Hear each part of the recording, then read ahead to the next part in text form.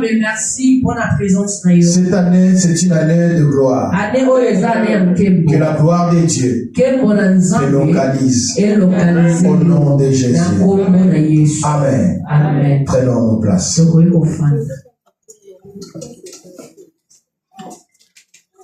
Amen. Je demande au protocole, prenez-vous en charge. Ne laissez personne dormir. Et je demande à la salle, évitons de va-et-vient.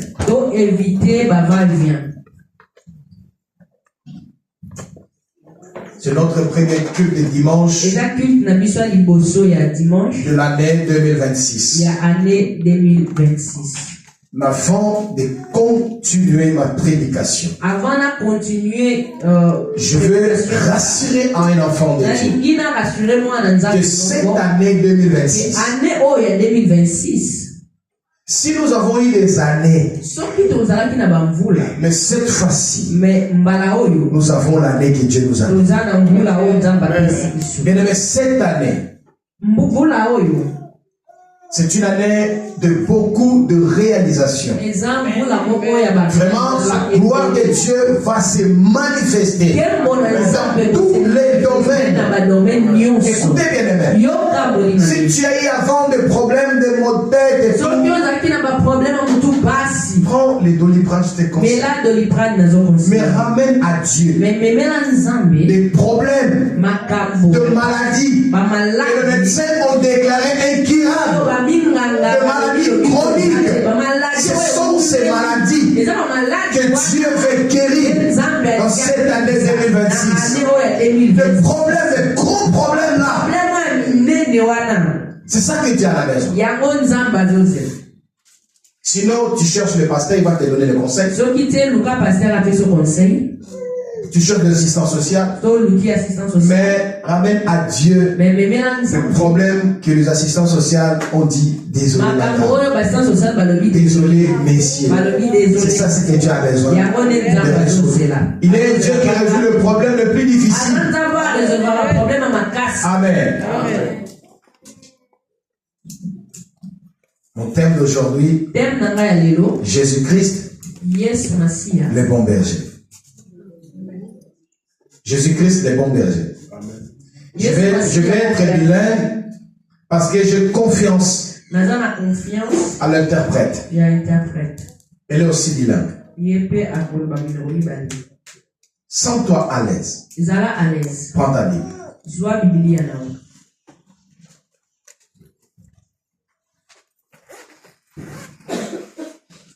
Une définition simple. Le bon berger, c'est la personne qui garde les brebis. Ça, c'est la définition la plus simple. Donc, Jésus-Christ, le bon berger, ça veut tout simplement dire Jésus-Christ est une bonne personne qui garde, qui protège le brebis. Amen. Nous allons voir dans le livre de Jean chapitre 10. C'est Jean qui va nous aider. Il va nous expliquer. Mais avant ça, je voulais nous dire ceci. Le livre de Jean chapitre 10, du premier verset jusqu'au 42e, je vais expliquer. Ça nous parle de la voix du berger. Ça, c'est la première partie. Deuxième partie nous parle de la porte des brebis. Troisième partie, il nous parle de bons et de faux bergers. Quatrième partie, il nous parle de ce que le berger fait. Jésus a dit, le bon berger donne sa vie pour le brebis. Amen, Église. Amen. Dieu a créé l'homme. La Bible dit que Dieu a pris la boue.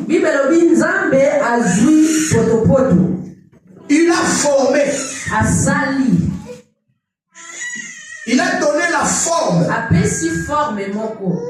Mais la chose que Dieu a fait avec la boue ne bougeait pas, ne faisait rien, était statique. Et je peux même dire, c'était juste une statue qui n'avait pas de vie. Mais c'est l'œuvre de Dieu. Mais ce qui me réjouit, c'est ce que Dieu a pris sa divinité.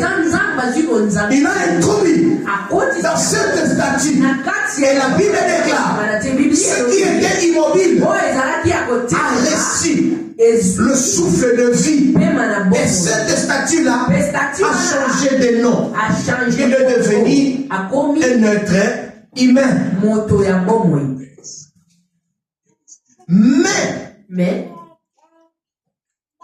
dans cette personne, pour qu'il commence à bouger, à vivre, à marcher, à parler, à faire des choses, c'est une partie de Dieu qui est entrée dans l'homme. Et c'est là qu'il a fait de l'homme ce qu'il est devenu. C'est que nous sommes aujourd'hui. D'abord, Dieu nous dit, créons l'homme à notre image. Mais il était seul. Mais il a dit créons en pluriel. Ça sous-entend qu'il y avait beaucoup de personnes. Ça sous-entend qu'il y avait beaucoup de monde. Alors quand Dieu t'associe à la création, ça veut dire que tu n'es pas un être humain tout simplement, mais tu es un être humain divin. Parce que tu as Dieu en toi. Et nous avons dit le mercredi que Dieu a fait de nous sa demeure. Ça veut dire qu'il habite en nous. Il est en nous. Il n'a pas choisi d'habiter dans le monastère. Il n'a pas choisi d'habiter dans Champs-Élysées. Mais il a fait de nous ce que l'apôtre Paul a dit. Ne savez-vous pas que vous êtes la résidence privée de Dieu? Vous êtes un temple de Dieu, la maison de Dieu. Bien-aimé dans le Seigneur, Dieu habite en toi. Tu es la maison de Dieu. Donc comme tu es là, tu n'es pas seul. Je vais dire à quelqu'un, si tu es un frère, un enfant de Dieu de vrai, ne cherchez plus Dieu. Parce que tu n'as pas besoin de chercher Dieu. Parce que tu marches déjà avec Dieu. Il est déjà en toi. Ça ne sert à rien d'aller chercher. Je vais chercher la face de Dieu. Je vais chercher la face de Dieu. Je vais chercher la main de Dieu. Moi, je t'ai dit à partir d'aujourd'hui, ne cherche pas la face de Dieu. Ne cherche pas la main de Dieu. Mais Dieu est déjà en toi. Il habite déjà en toi. Ce que tu dois faire, c'est tout simplement de toucher son cœur. Parce que le cœur de Dieu, c'est là où réside toute sa volonté. C'est là où réside tous ses sentiments. Amen. Est-ce qu'on est d'accord? Le bon berger donne sa vie pour les brebis. Comment il a donné sa vie? Déjà à la création, il a soufflé la narine de l'homme. Et la Bible dit l'homme est devenu un être humain. L'homme a commencé à respirer. Le souffle que tu respires, le souffle que je respire, ce n'est pas autre chose. Ce n'est pas tout simplement le souffle, mais c'est la nature divine de Dieu. C'est la divinité de Dieu en toi. Je disais, quand Dieu t'associe à la création, ça veut dire que tu es Dieu.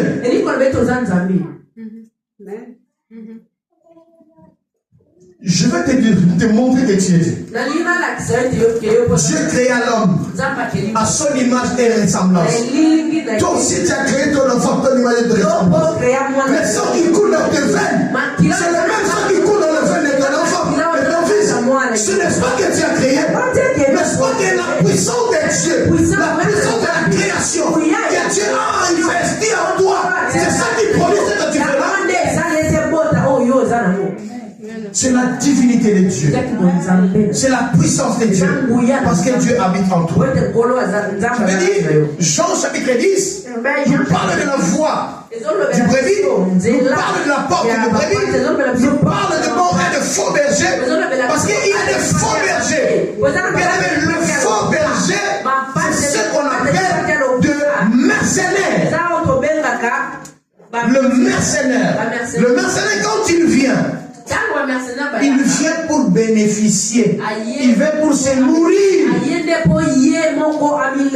Ézéchiel est contre toutes sortes de mercenaires.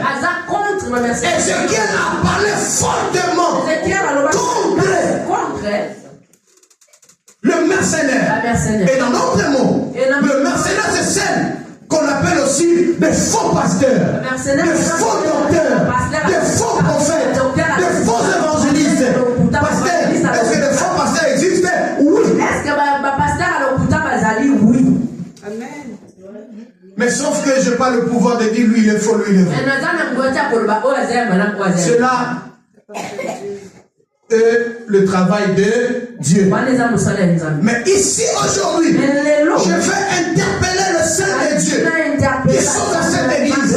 C'est la parole de Dieu pour l'année 2026.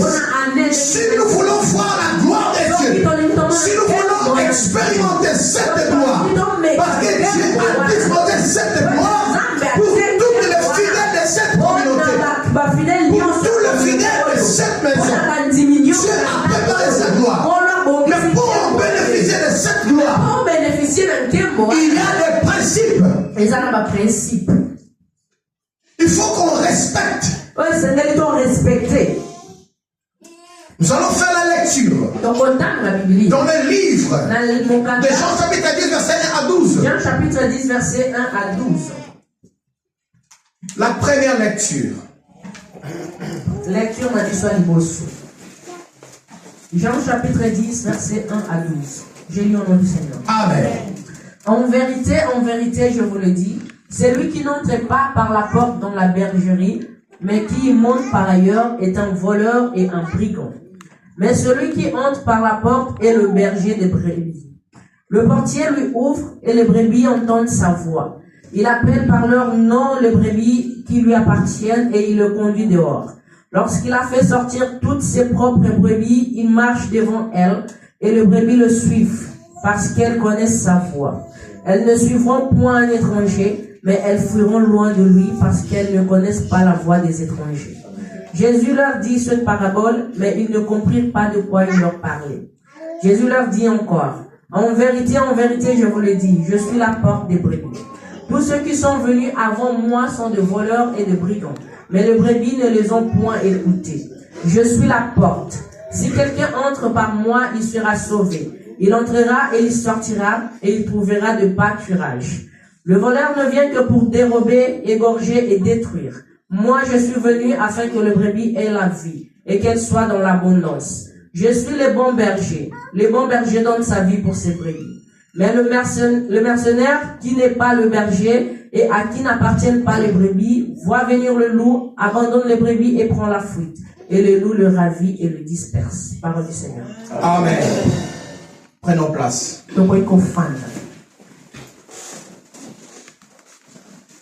La Bible dit que les bons bergers, première des choses, qui n'entrent par la porte, par la voie officielle, par la voie reconnue. Il est établi en respectant des normes et des critères, des conditions. Un bon berger ne s'autoproclame pas. Mais il est installé, il est ordonné, il est investi.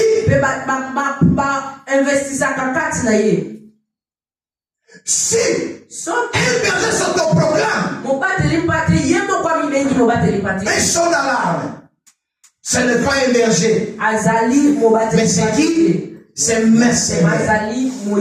Attention avec la mercenariat. Ils sont nombreux. Ils portent des vestes. Ils portent des cols pastorales. Ils portent toutes les choses. Ils utilisent de l'huile.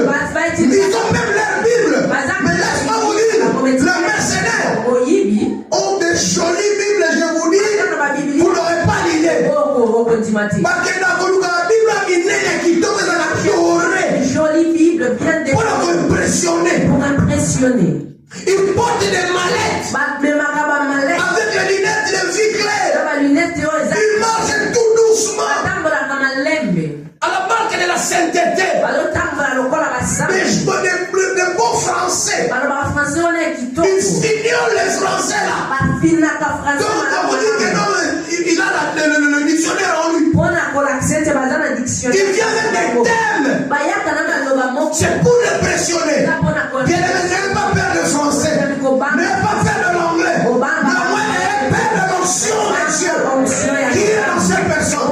S'il n'a pas Dieu, s'il n'a pas l'onction de Dieu, n'ayez pas peur. Le mercenaire n'entre pas par la porte.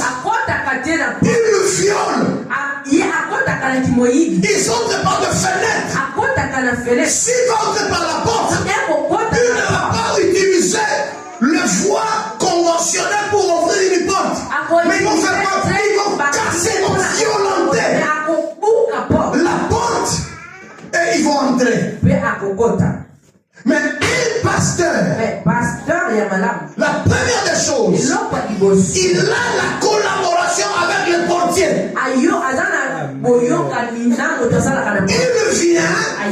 il entre par la porte, mais si la porte est fermée, il va collaborer avec le portier. Cela sous-entend, c'est-à-dire qu'il se soumet aux conditions prescrites par Dieu.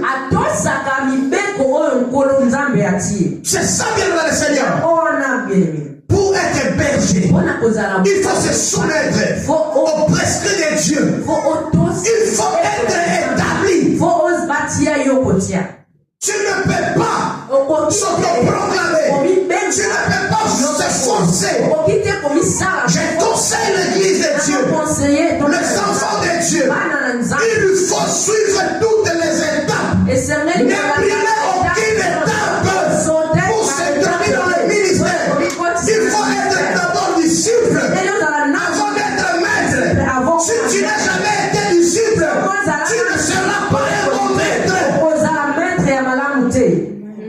Si tu n'as pas été brebis, tu ne seras pas pasteur. Si tu n'as pas été dirigé, tu ne vas pas arriver à diriger. Le berger arrive. Il entre par la porte. Il collabore avec le portier. La porte est ouverte. Il entre avec tout le respect. En respectant les principes. En respectant les règles. En respectant les orientations. C'est ça un bon berger. Deuxième chose. Le portier lui ouvre la porte. C'est-à-dire, ses droits sont reconnus. La première chose que j'ai dit, le pasteur entre par la porte.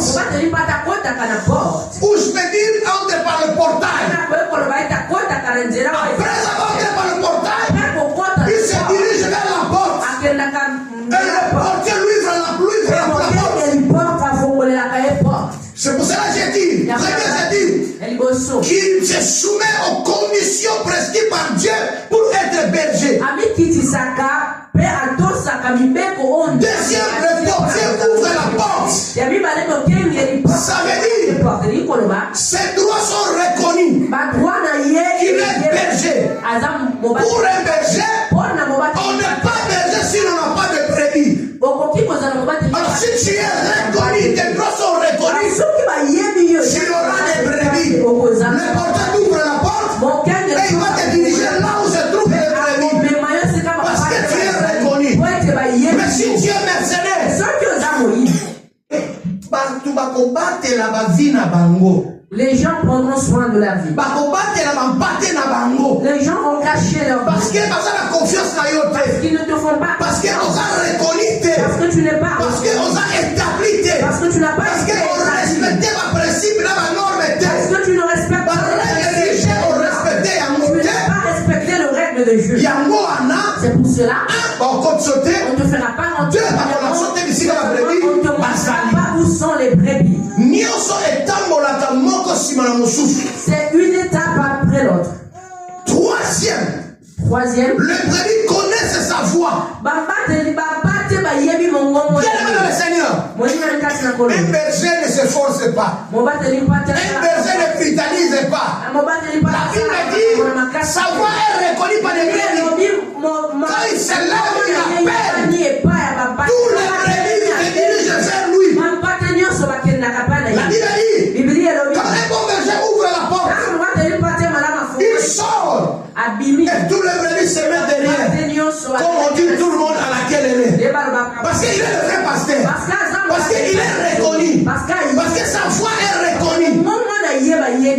Et pour cela, il faut qu'il y ait aussi une collaboration, une grande collaboration entre les brebis et le pasteur.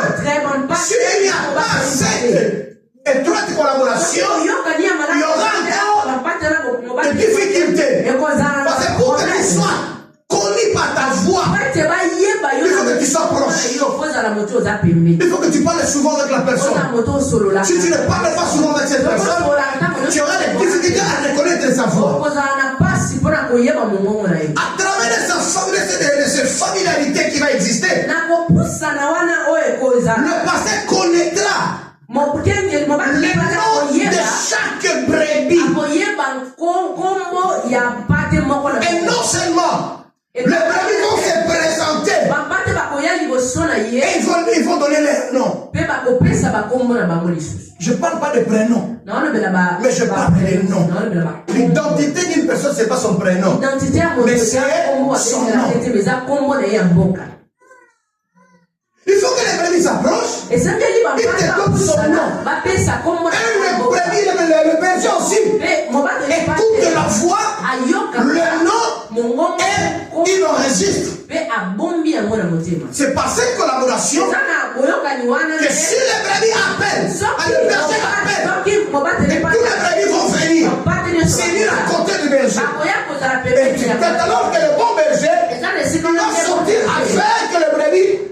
Il va les amener pas n'importe quelle place, mais il va les ramener devant comment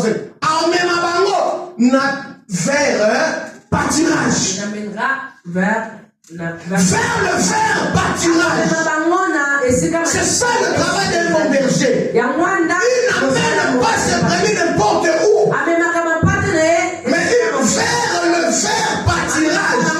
À côté des eaux paisibles.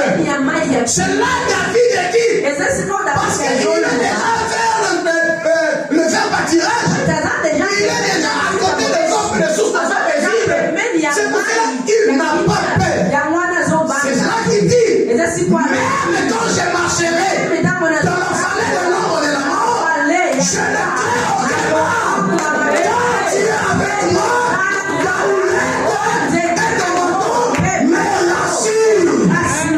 Comment les brebis vont être rassurés? Il faut qu'il ait bien la confiance envers son berger. Écoutez la voix de son berger. Confier à son berger. Et cette collaboration, cette confiance, cette approche donnera aux brebis la confiance. Et aussi, parce que le brebis écoute la voix de son berger.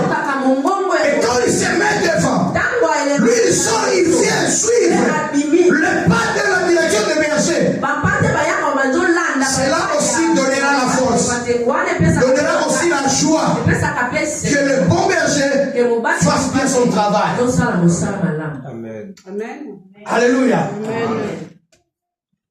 Mais quand Jésus parle dans le livre de Jean, quand Jésus parle que le voleur ne vient que pour voler, nous interprétons souvent que le voleur c'est Satan. Nous avons tous interprété que le voleur c'est Satan. Je ne dis pas non, mais je mets une virgule. Je reviens. En Israël, le bergerie était encerclée, était construite, clôturée, entourée de pierres. Et le brebis était à l'intérieur. Il y avait une porte. Cette porte, c'est là où le pasteur, le berger, se tenait. Il restait devant cette porte. C'est rassuré que tous les brebis sont à l'intérieur. C'est rassuré qu'à l'intérieur, il n'y a pas de loup. Parce que dans la Bible, le loup représente la menace. Représente le combat.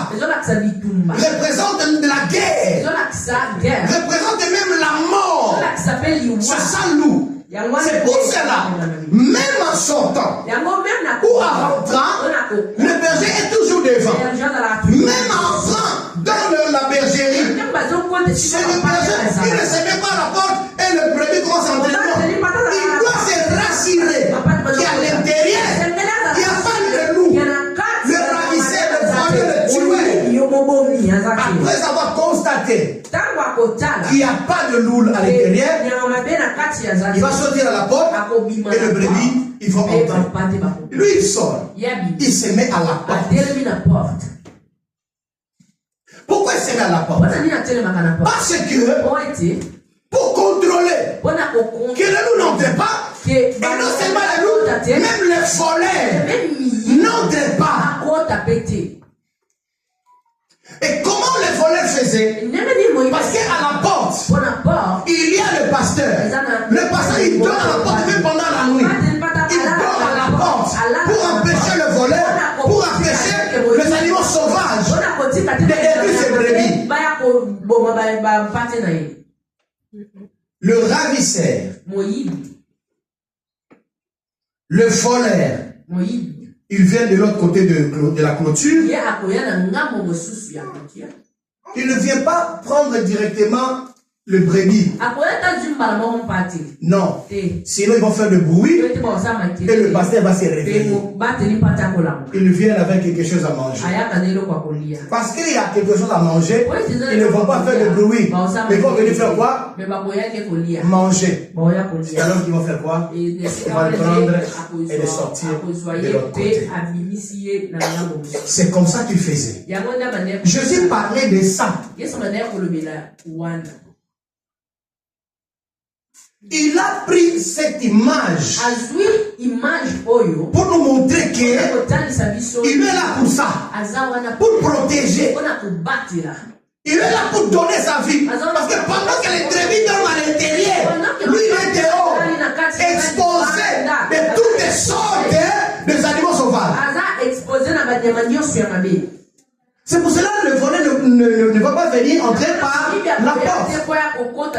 Et après cette virgule, la même caractéristique d'un voleur, c'est le même avec les diables. Le diable aussi sait.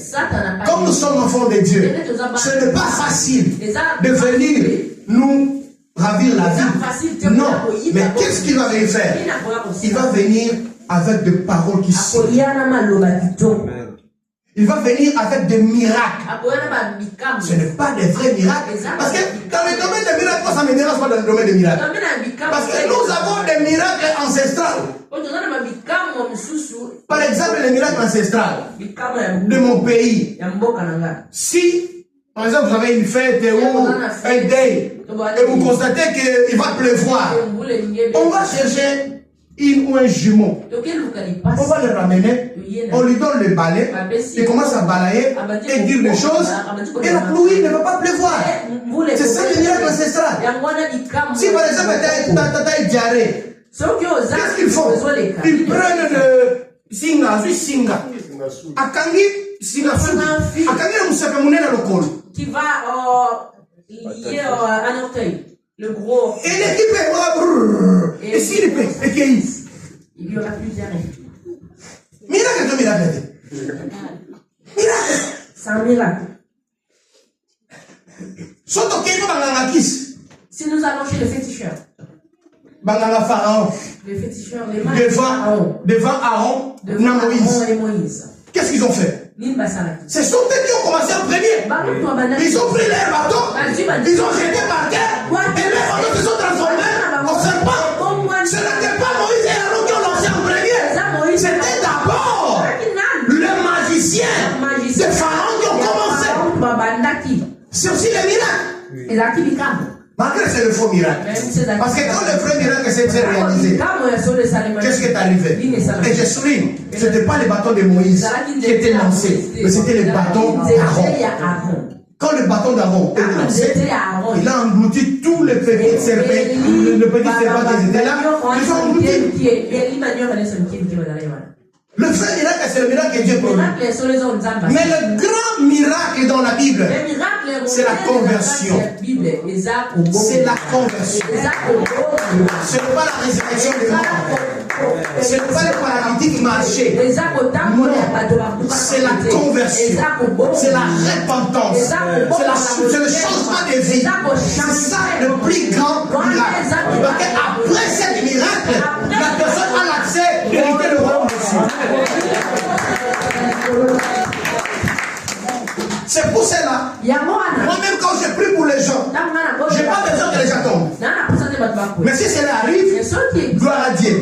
Mais ce qui m'intéresse, que Dieu produit des miracles. Qu'un malade soit guéri, qu'un mort ressuscite, ou tout ce que nous allons besoin. C'est ça qui intéresse. Je reviens. Alors, dans le livre d'Ecclésiaste, Dieu prend Ézéchiel. Il a dit, toi, être humain, je te fais prophète. Prophétise contre les faux prophètes. Prophétise contre les faux bergers. Qu'est-ce que fait le faux berger? Le faux berger, le mercenaire, il ne vient que pour s'alimenter. Il travaille pour leur vente. Il vient pour des dîmes. Il vient pour les offrandes. Il vient pour les actions de grâce. Il vient pour. Et après ça, il ne donne pas sa vie pour eux, les brebis. Chers chrétiens de cette église, cette année 2026, si tu as des pasteurs en Afrique, si tu as des pasteurs où,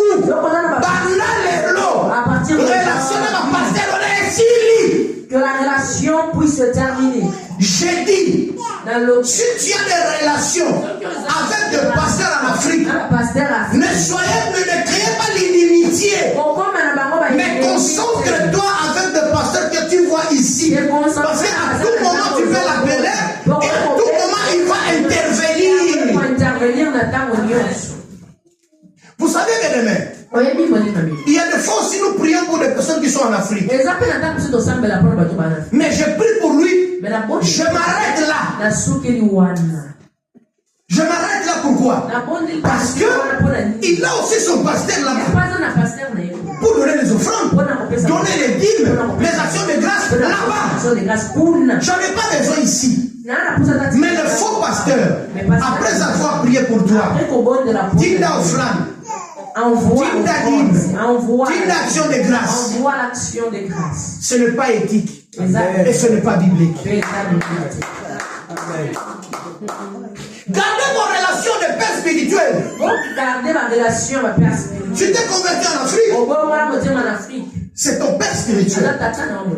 Tu es venu ici. Le pasteur que tu as trouvé, c'est lui ton berger. C'est lui qui a commencé à prendre le temps pour prier pour toi. Mais laisse-moi te dire, il y a beaucoup de pasteurs. Vous envoyez les dîmes, vous envoyez les offrandes. Ils prennent et mangent. Mais même pas l'Ibanamo ou Banza. Et deux fois, il ne prie même pas. Ensemble la même tête. Il ne priera même pas.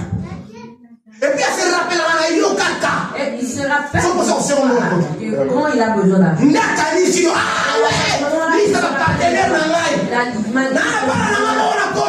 Mes enfants en Europe. Tu es enfant quand tu envoies les dîmes et les offrandes. Mais si tu n'envoies pas, tu n'es pas enfant. Ézéchiel dit ceci. aux faux bergers. Vous prenez du lait qui produit faux brebis. Mais vous ne prenez pas soin de lui. Et Dieu a déclaré, il va vous retirer, il va vous radier de la liste de ses prophètes. Parce que vous ne prenez pas soin de ces brebis. Donc Dieu parle. Et vous ne formez pas aux brebis. Vous gardez le message. Vous ne donnez pas à l'église. Vous les gardez pour vous. Et qu'est-ce qui arrive?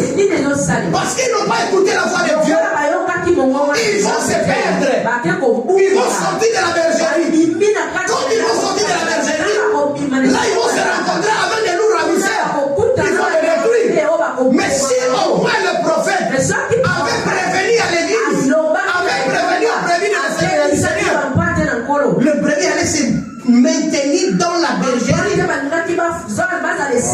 parce que vous n'intéressez pas à des brebis, vous vous intéressez à vous-même.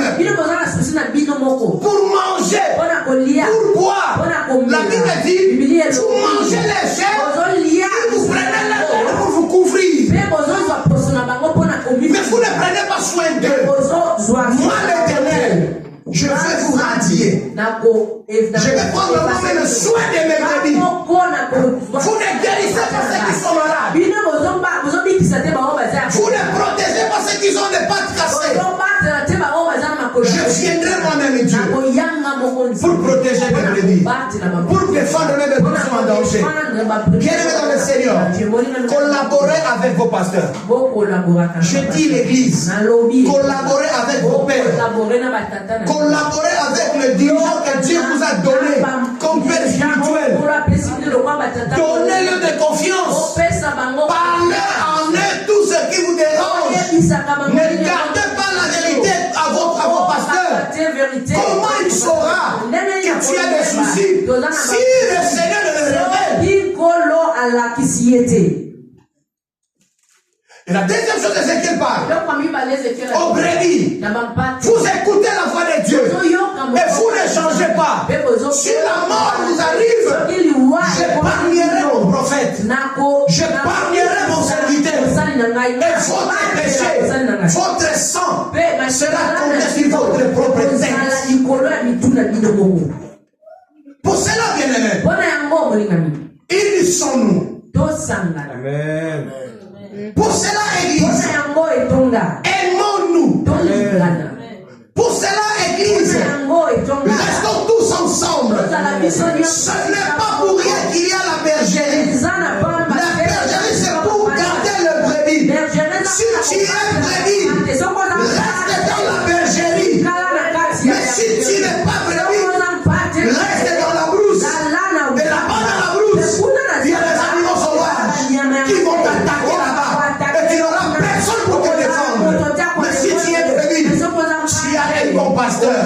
Premier pasteur, c'est lui-même Jésus-Christ qui est le bon berger, qui donne sa vie pour les brebis. Deuxième pasteur, bon pasteur, c'est ton pasteur physique que Dieu te donne pour te protéger, pour te garder, pour t'enseigner, pour te bénir, pour prier pour toi, et pour t'aider dans le Seigneur.